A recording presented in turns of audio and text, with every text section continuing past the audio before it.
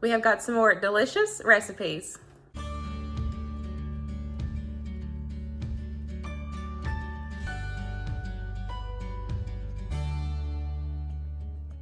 Hey guys, welcome back to my channel, or welcome if you are new. My name is Tamara, and we have got October's cookbook collab here for you guys. Don't forget that there will be a playlist linked down below so you can check out all the fellow YouTubers that are joining in. We have been doing this for the past, well, we did it last year, and then I'm hosting it again this year. And so we've got, I cannot believe this year has went by so fast. After this one, we have November and December, and that is it, you guys. I cannot believe how fast this year has gone. But I'm going to be sharing some recipes from this homemade cookbook, so I will be able to have them typed out for you in the description box. But check out the playlist when you are done with my video. You can check out everybody that's joining in. They're going to be sharing different cookbook recipes as well, so I know you're going to get some yummy inspiration. But let's go ahead and get cooking, y'all.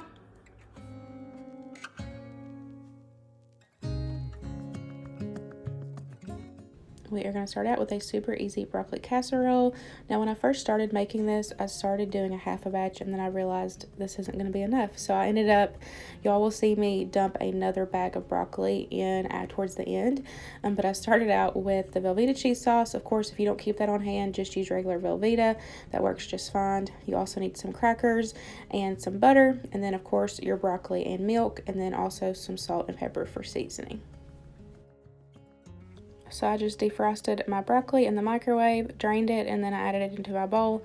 Now I'm going to add in my milk. Now I'm doing mine a little different according to the recipe because I am using that Velveeta cheese sauce. I don't have to worry about melting down the Velveeta and the milk together, so that's why y'all just see me mixing it together in the bowl.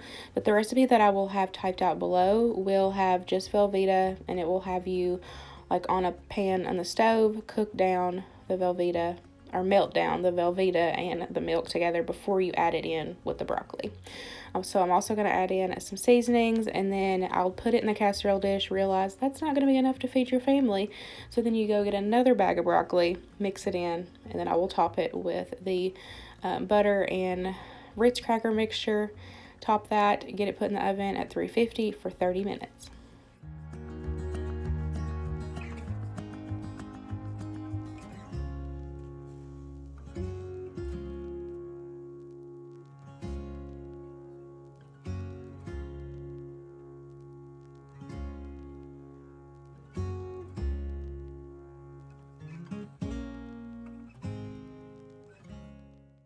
And here's what it looks like when it was all done. This was a 10 out of 10 in my house. Everybody loved it. We will definitely be making it again.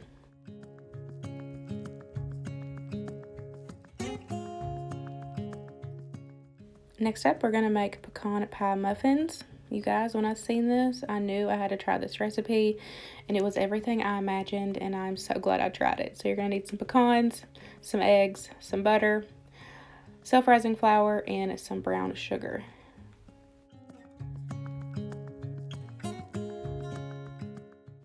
You literally just mix everything in a bowl, and then you put it into cupcake pans. And I think that these would be really good in mini cupcake pans, and serve these for the holidays. I'm telling y'all, this was so good. A 10 out of 10. It was literally like little pecan pies, but with no crust. It was so good.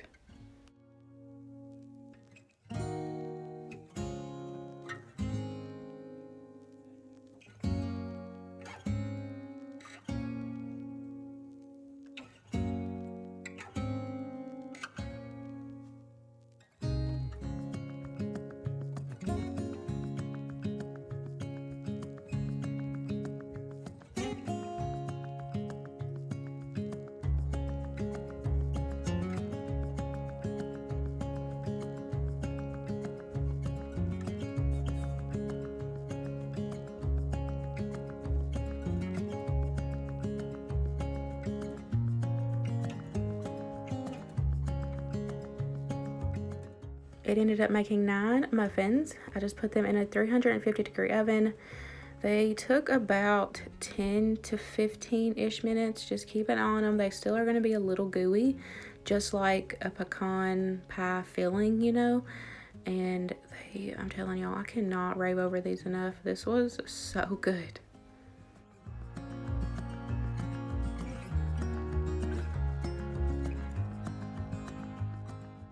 Next up, we're going to make some turkey and veggie pinwheels. Now, I have made pinwheels before, and they have always been amazing, but this was something different, and it was so good, you guys. I'm so glad I tried it. So I've just got flour tortillas there. I use the big burrito ones. It also calls for some spinach, some dry ranch, some matchstick carrots, which I ended up taking through the food processor and grinding them up a little more. You also need some deli turkey, 2 blocks of cream cheese, make sure it is softened to room temperature, and some shredded cheese. So you're going to go ahead and get everything mixed in. I'm going to go ahead and add in my softened cream cheese. I got out my mixer for this one because I knew it was a lot of ingredients that needed to be well combined. I started out with about half a pack of ranch, gave it a taste after it was mixed together. I personally thought that it was enough, so I didn't add the whole pack, but just, use your judgment. And then I'm going to go ahead and add in the cheese. I did a blend, but you can definitely just use cheddar. The recipe called for cheddar. And then I chopped my spinach up in my chopper, and then I also chopped up the carrots in my chopper as well, and added all that in, and then I gave it a good mix, and it was really good. And if you are new here, you know that I'm not a fan of raw veggies. I like spinach, so I could handle the spinach, but carrots I'm not a fan of raw, and this was really good. Like, even for me not liking, and I think too is because of where I chopped it up finer, I couldn't tell a huge difference.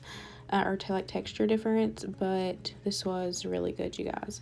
So I just kind of scraped down the sides, make sure it was mixed in well, and then I added in my deli turkey. I'm sure you could change out the proteins, but recipe calls for turkey. Gonna add that in, give it one last mix, and then we'll get it put on the tortillas.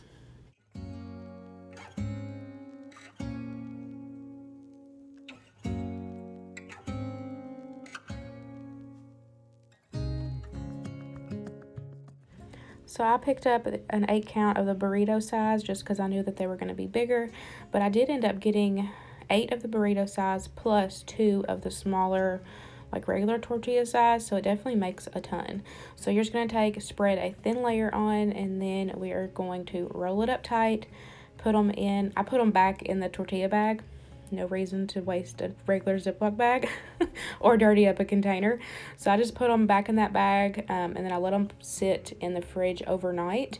And then the morning of, I was taking this to a church lunch.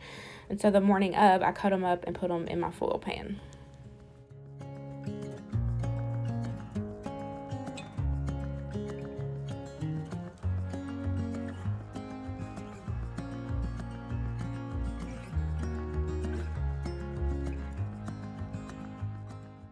So whenever I cut up pinwheels, I like to save the ends to keep at home for us to snack on, and then I just serve the perfect rounds. I don't know, I'm just weird, and I like to make sure they're all perfectly round.